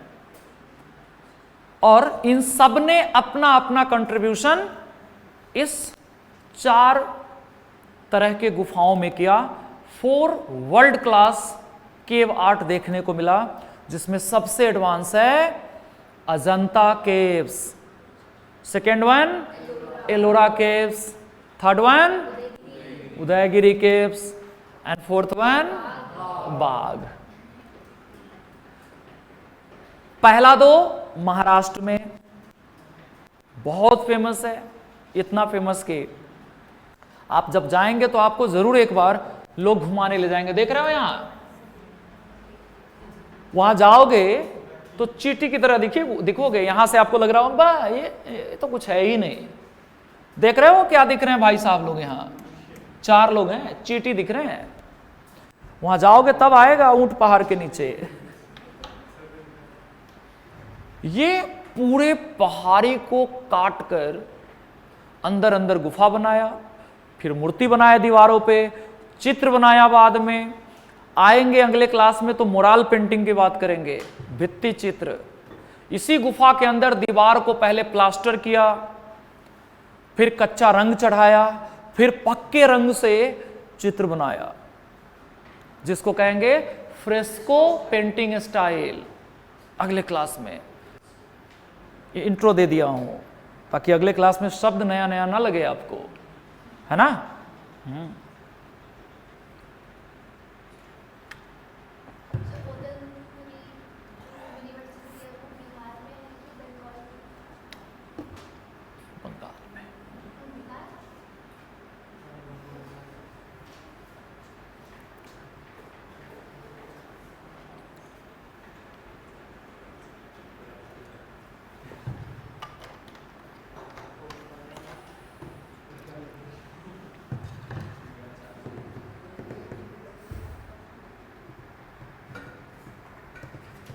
दो शब्द लिख के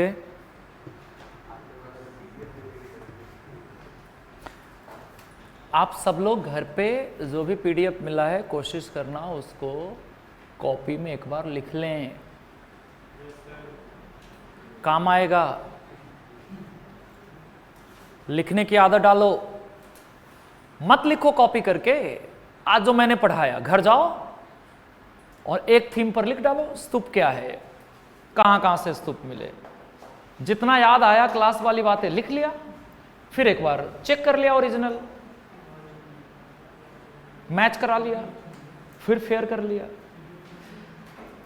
एक चीज को कम से कम 4 बार 5 बार नहीं लिखोगे ना तो लिखने नहीं आएगा। लिखने का मतलब है एक ही चीज पर बार बार प्रयास करना।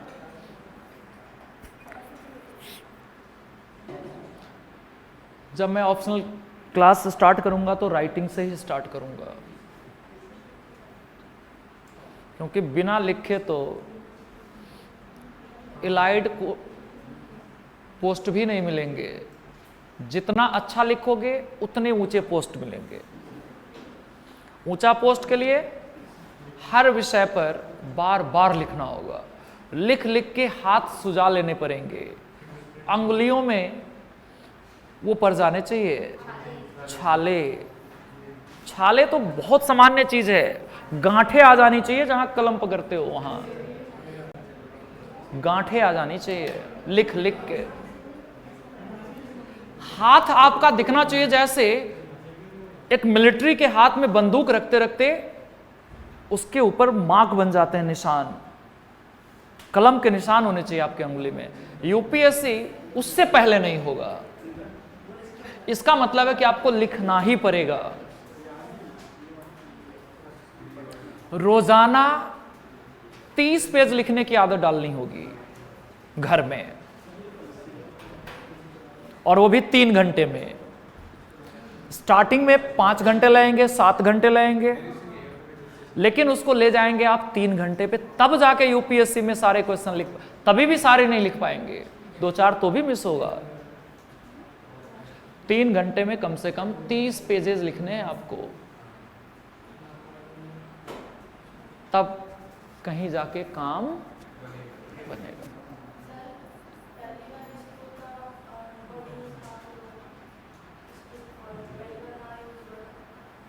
किस सेंस में पूछ रही हो? तो स्वाभाविक रूप से मगध के समय होगा।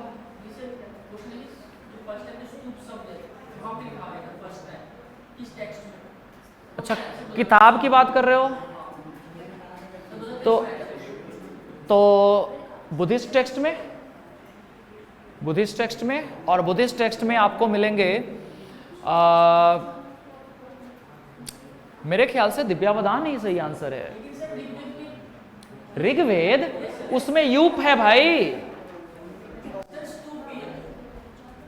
सुनो, ऋग्वेद में एक सामान्य चबूतरा और उसके ऊपर एक पिलर लगे हुए एरिया को यूप कहते हैं, और कुछ लोग इसको स्तूप कह देते हैं। ठीक कह रहे हो, हाँ हाँ हाँ, ठीक कह रहे हो। लेकिन वो आज जैसा स्तूप नहीं है, स्मारक नहीं है। इसको जनरली हम लोग यूप कहते हैं। क्या कहते हैं?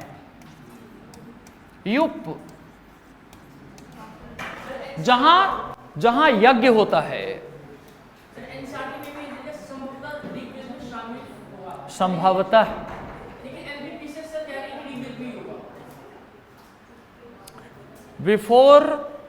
Before Magadha empire there are no any evidence of stupa.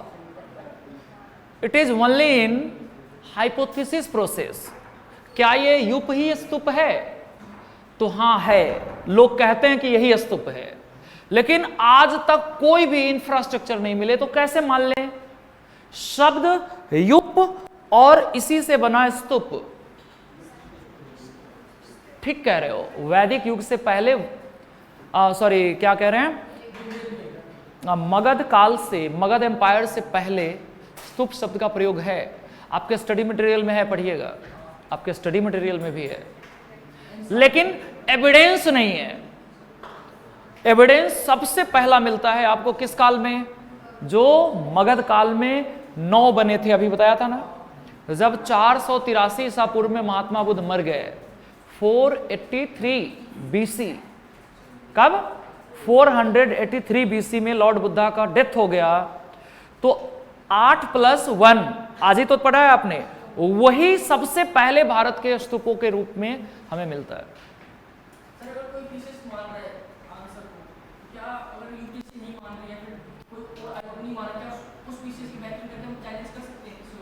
आपको चैलेंज करने का एक दायरा है कि आप किताबों का एविडेंस लेके दिखाएंगे उनको कि देखिए मैंने इस किताब में ये पढ़ा था।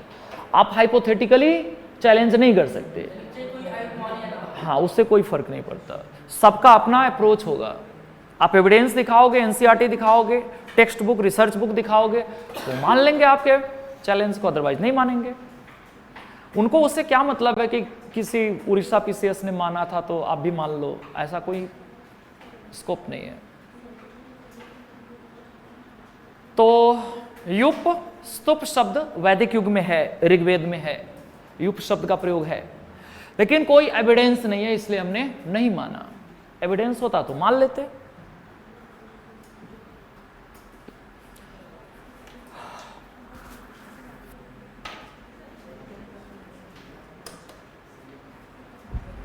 इससे बंद कर दिया ना आप लोगों ने।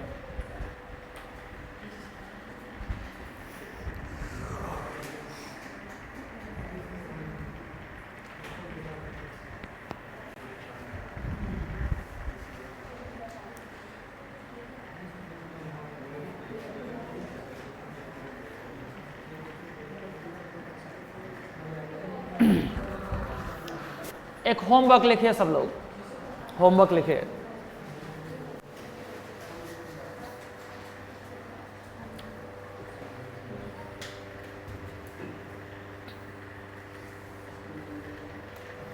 अजंता गुफा में निर्मित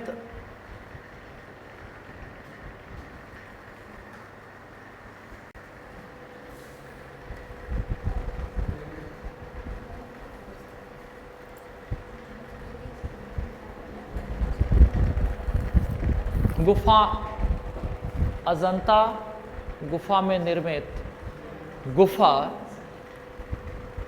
कालक्रम के अनुसार व्यवस्थित करके लाना है। व्यवस्थित करें, अरेंज द, लिखो, arrange the caves in chronology according to its making under Ajanta caves, under Ajanta caves।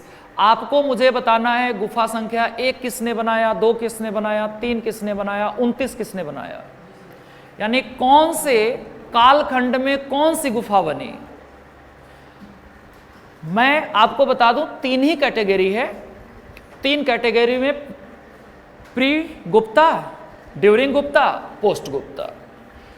आप नंबर लिख के लाएंगे, बहुत ज्यादा होमवर्क नहीं है, बहुत सिंपल है। इसका मतलब है कि आप स्टडी मटेरियल ओपन करेंगे, केवल इतना करके आना है। क्योंकि अगले क्लास में तो मैं गुफा संख्या 1 से 29 तक के एग्जाम्पल बताऊंगा ही, बताऊंगा कि गुफा संख्या 1 में कौन है। गुफा संख्या 1 में महात्मा बुद्ध हैं। ये गुफा संख्या 1 का चित्र है, ठीक है ना। कौन सा केव है इसमें? 1। गुफा 1 को दिखाया, इसके अंदर गुफा 1 है जो महात्मा बुद्ध को क्या किया हुआ है, समर्पित किया हुआ है, डेवोटेड टू और सबमिटेड टू महात्मा बुद्ध, क्योंकि महात्मा बुद्ध ही इसका सबसे इंपॉर्टेंट थीम है। अब यहां थीम देखो क्या क्या है, हमने बता दिया था शायद 25 विहार एंड 4 चैत्य। फिर आ जाइए अलोरा में। अलोरा कब से कब तक बना? 5th century AD to 11th century AD, यानी ये बहुत बाद में बना। कितने केव्स है टोटल? 32, जिसमें से 16 केव्स किसका है, यानी हिंदू धर्म से संबंधित, जिसमें शिव होंगे, विष्णु होंगे, ब्रह्मा होंगे, अलग अलग हिंदू देवी देवता होंगे। 12 बुद्धिस्ट, यानी 12 बौद्ध धर्म को समर्पित होगा और 4 जैन को। एक बार यूपीएससी में क्वेश्चन आया हुआ है कि कौन से गुफा में हिंदू धर्म, बौद्ध धर्म और जैन धर्म तीनों के मूर्ति बने हुए हैं, तो आपको आंसर बताना पड़ेगा। ये दोनों कहां पे है? दोनों गुफा महाराष्ट्र के अंदर आपको देखने को मिलेगा। महाराष्ट्र के अंदर औरंगाबाद में ही मिलेंगे, औरंगाबाद डिस्ट्रिक्ट ऑफ महाराष्ट्र। अब आइए उदयगिरी। ये देखो मैंने स्पेशली साइट भी मेंशन कर दिया है, विदिशा के पास, मध्य प्रदेश के अंदर विदिशा के पास फिर से उदयगिरी, क्योंकि एक उदयगिरी उड़ीसा में आपने पढ़ा था, यह है मध्य प्रदेश में। इसमें कितने केव्स हैं? 20, और सभी केव्स किसको समर्पित है? ब्राह्मण धर्म को, यानी केवल इसमें हिंदू गॉड एंड गॉडेसेस को समर्पित किया गया है। उनके ही कार्विंग स्कल्पचर होंगे और उनके ही चित्र भी होगा। और फिर सबसे लास्ट केव बाघ केव, और बाघ केव मध्य प्रदेश में। दूसरी बात की केवल 9 केव्स है इसमें, 9 केव्स, और सभी केव्स किसके लिए समर्पित है? केवल रेजिडेंस के लिए, विहार के लिए, मीन्स अब्सेंस ऑफ चैत्य। यहां कोई चैत्य नहीं है, केवल विहार है। विहार समझते हैं? Residential place for monk.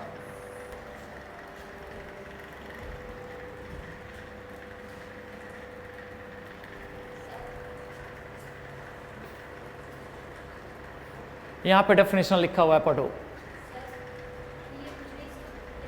हाँ, अभी तो बताया, स्तूप मतलब स्मारक, जहां महात्मा बुद्ध के अवशेषों के ऊपर एक संरचना बनाया गया। देखो यहाँ डेफिनेशन लिखा हुआ है, यहाँ तो बिहार का है, स्तूप का डेफिनेशन यहाँ लिखा हुआ है, इससे भी पीछे डेफिनेशन है। ये देखो, these structures were solid and domic made of rock और ब्रिक्स। इसका मतलब एक गुंबद नुमा ईंट पत्थरों से बना एक बिल्डिंग है, एक स्मारक है, जिसके नीचे खोदोगे जमीन के ऊपर, जैसे मान लो हमें यहां बनाना है स्तूपा, तो हमने क्या किया, यहां पे पहले महात्मा बुद्ध के शरीर के कोई अवशेष रख दिया, राख। अच्छा एक बात और, स्टार्टिंग में राख के ऊपर बनाए गए, उसके बाद महात्मा बुद्ध का कोई सामान मिल गया, कोई थाली जिसमें खाए थे, कोई कपड़ा जिसको पहना था, कहीं कोई डंडा इस्तेमाल किया हो जानवर से बचाने के लिए, इस तरह के चीजों को भी जमीन के ऊपर रख के और फिर एक ऐसा स्ट्रक्चर बनाना स्टार्ट कर देते थे। अब इसके ऊपर 150-200 शब्दों में लिखने के लिए क्वेश्चन नहीं आएगा, सीधे आएगा कि आपको बताना है बुद्धिस्ट आर्किटेक्चर। ये 200 वर्ड्स लिखा हुआ है, इसको लिख के आ जाना है। जीएस वाले के लिए काफी है, ऑप्शनल वाले के लिए और अलग से डेफिनेशन कुछ लिखाऊंगा।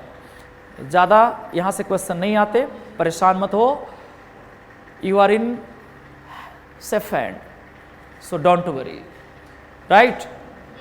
हाँ, कहां थे हम लोग, यहां थे। नीचे वाला तो नहीं देखा ना आप लोगों ने अभी।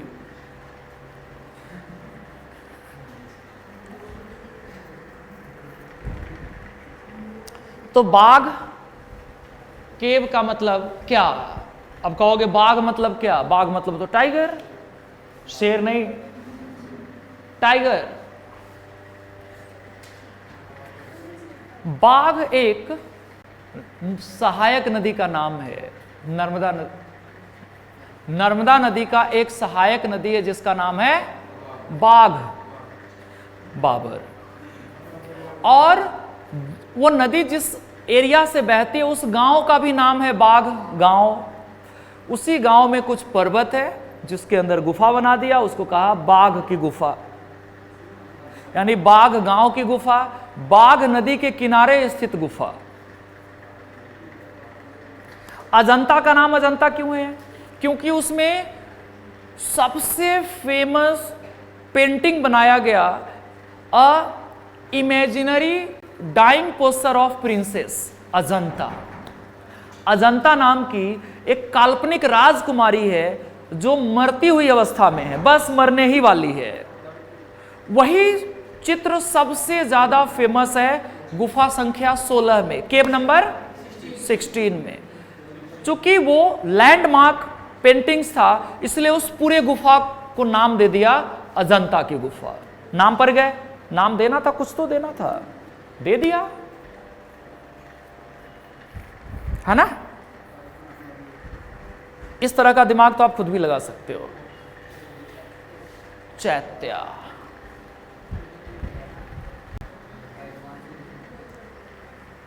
चैत्य का आर्किटेक्चर देख के आप दंग रह जाओगे, इतना एडवांस।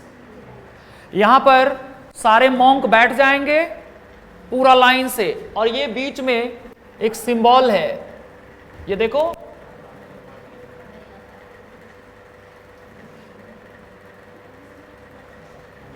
और इन सब में क्या होंगे, संत बैठेंगे, मॉन्क्स, और ध्यान लगाएंगे शांति के साथ बैठकर पीसफुली, और यहीं पर ये अपना समय सबसे ज्यादा व्यतीत करेंगे।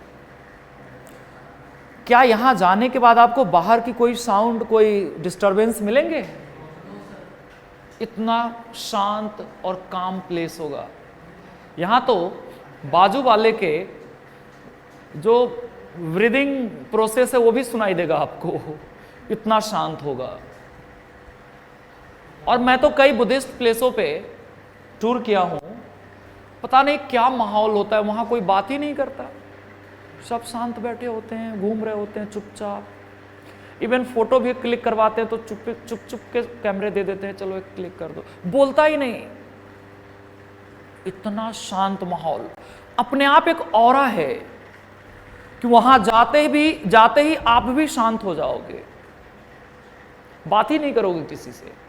कर लेंगे, आप तो शैतान हैं, लेकिन अगर आप एक उस माइंडसेट के साथ जाएंगे कि आपको कुछ अचीव करना है, तो फिर आप बिल्कुल शांत हो जाएंगे, घंटों बैठ जाएंगे।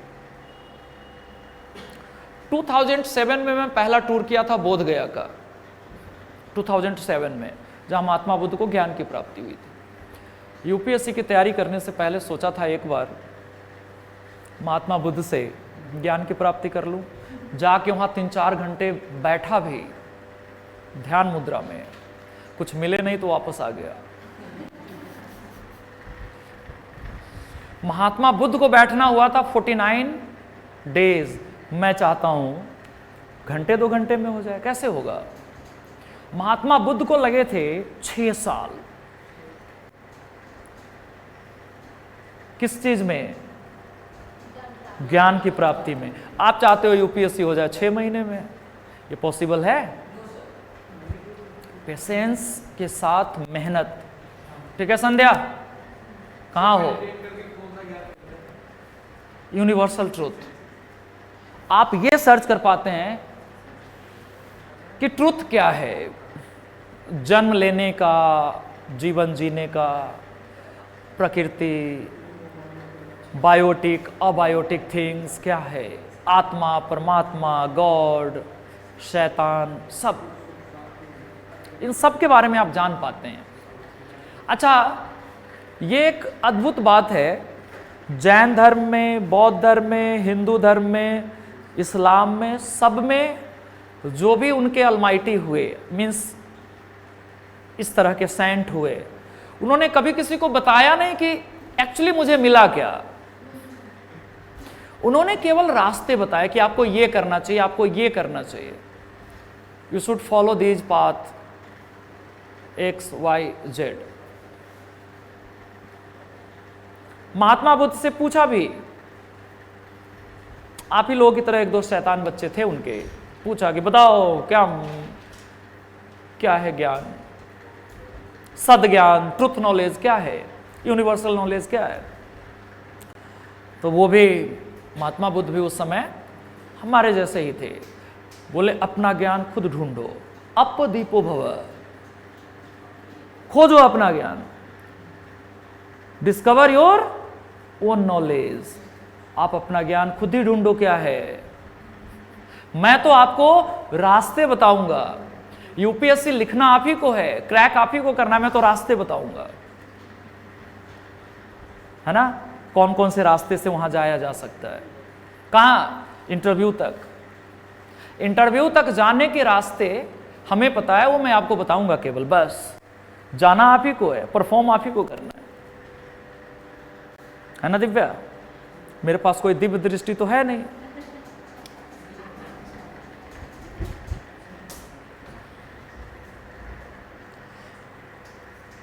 इस चैत्य का नाम है द कार्ले चैत्य। क्या नाम है? कार्ले चैत्य। यूपीएससी आपसे पूछ लिया हुआ है। कार्ले चैत्य किसने बनवाया? ऋषभदत्त या कुशाभदत्त? एक सीथियन किंग था जिसका नाम था नहपान, उसका ही दामाद है। और ये जो ऋषभदेव है, वो ऋषभदत्त है, वो सातवाहन वंश का राजकुमार है। हाँ, थ्योरी पढ़ा चुका हूं, आज प्रैक्टिकल हो गया। देखो, उन्होंने ही बनवाया था, ये कितना विशाल है। और इसको कहा जाता है महाचैत्य। क्या बोलते हैं? मीन्स ग्रेट चैत्य। लिखा हुआ है देखो, कार्ले महाचैत्य। यानी सबसे विशाल, जो आज वेस्टर्न घाट के भोर घाट नाम के माउंटेन में है। किस माउंटेन में? भोर घाट। ज्योग्राफी पढ़ रहे हैं आप लोग? पासेस है ना, तो पासेस होगा वो पहाड़ी में ही तो होगा। थाल घाट, भोर घाट, पाल घाट सुना है ना, तो ये भोर घाट में है। यानी महाराष्ट्र के अंदर वेस्टर्न घाट के अंदर एक केव बना, उसी के अंदर ये चैत्य बना। कौन बनाया? तो यहां नाम लिखा हुआ है, ऋषभदत्त या Kushabhadatta, son in law of Shaka king Nahapana. इसको ऐसे लिखते हैं। कितने ही बार पूछा गया, मेंस में भी आए हैं। और ये अपने तरह का सबसे एडवांस इंफ्रास्ट्रक्चर है। अब देखो तो सही, कल्पना नहीं कर सकते हो, पहाड़ को काट के बनाया है। पहाड़ के अंदर हो अभी आप, एक पत्थर का है, मोनोलिथ है, और उस पत्थर को खोद खोद के काट काट के ऐसा बना दिया। ये आप समझो एक पत्थर का गोला था, उसको काट काट के बनाया। और इससे भी एक सरप्राइजिंग टेम्पल आर्किटेक्चर दिखाऊंगा कल, उसको देखोगे तो फिर फ्लैट हो जाओगे। वो तो इससे भी खतरनाक काम है। इसमें तो केवल इंटीरियर है, उसमें इंटीरियर एक्सटीरियर दोनों है। उसका तो नहीं, कैलाश टेम्पल ऑफ एलोरा, एलिफेंटा, ऊपर भी और अंदर भी दोनों काटा। कल्पना कीजिए, मतलब एक पहाड़ी को बाहरी स्वरूप भी दिया और आंतरिक स्वरूप भी दे दिया मंदिर का। कितने वर्ष, कितने कलाकार उसमें खप गए होंगे। कल्पना कीजिए कि एक कोई यहां स्कल्पचर बनाना है, अगर गलती से थोड़ा तेज लग गया, वो टूट गया तो क्या होगा। ये सोच के कलाकार कितने आराम से काम किया होगा, एक ब्रेक नहीं हुआ, कहीं भी कोई फॉल्ट नहीं दिखता है। मींस एक डिमेरिट्स नहीं निकाल सकते आप कि किसी कलाकार ने तेज हथौड़ी चला के एक पार्ट भड़का दिया, एक फॉल्ट नहीं दिखता। कितना पेशेंसफुली और कितना फाइन आर्ट रहा होगा, मास्टरपीस कलाकार होंगे। ये सब आपने भुला दिया ना, क्योंकि हम गुलाम हो गए मेडिवल एरा में इस्लामिक का और मॉडर्न एरा में ब्रिटिश का। नहीं तो हम तो थे ही इतने एडवांस वाले लोग, हमारे सामने कहां कोई टिकने वाला था विश्व में।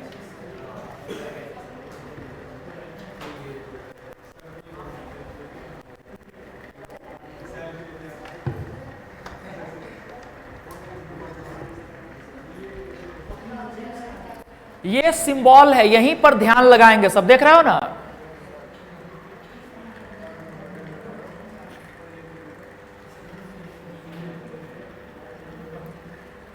देखो तो एक एक पत्थर को कितने कसीदे से काटा है। देखो तो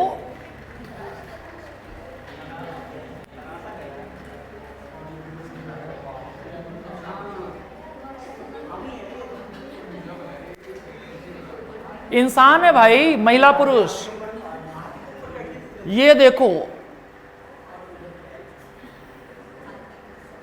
यहां पर जाके एक पॉइंट पे सबको मिलाया है, एक बिंदु पे। और ये है सिंबल जिसको ध्यान में रख के लोग पूजा करेंगे, ध्यान लगाएंगे।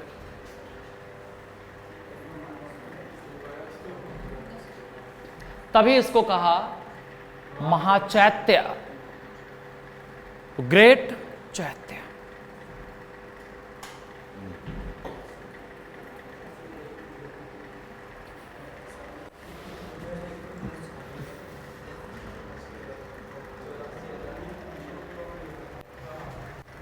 चैत्य है क्या? यहां लिखा हुआ है, देखो तो। चैत्य क्या किसको कहेंगे?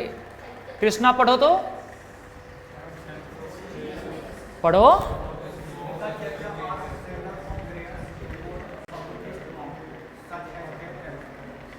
यानी एक बौद्ध धर्म के मंदिर के रूप में इसको आप स्वीकार करते हैं। हिंदू धर्म में मंदिर होता है, इस धर्म में चैत्य होता है। चैत्य मतलब मंदिर। कुछ और चैत्य का नाम देख लेते हैं। एक है भाजा। कैसा नाम है, कितना अच्छा तो नाम है। ये भी महाराष्ट्र के भोरघाट में ही है।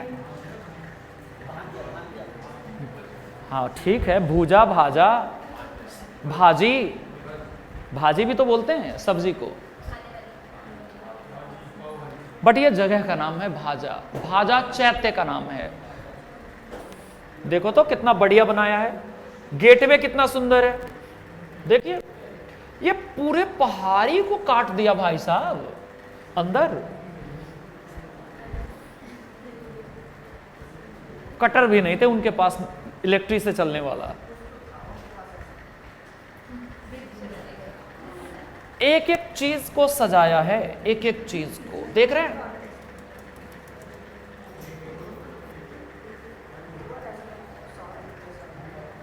फिर अजंता केव में 7, 11 एंड 15 ये 3 चैत्य है। अजंता जो अभी देखा था आपने 29 केव्स, उसमें 3 को अभी हमने लिखा है, बाकी को नहीं लिखा क्योंकि बाकी चीज डिस्ट्रॉय हो गया। और एलोरा में केव संख्या 10 भी चैत्य का एग्जाम्पल। आपसे पूछेंगे which of the following caves known as chaitya. अब देख लो कौन कौन आ गया।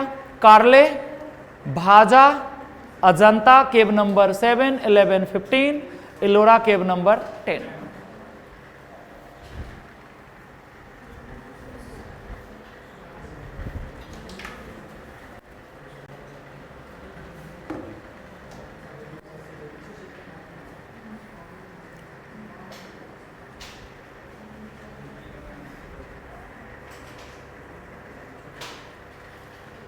That's all. लेकिन छुट्टी नहीं। हाँ पानी ले आइए।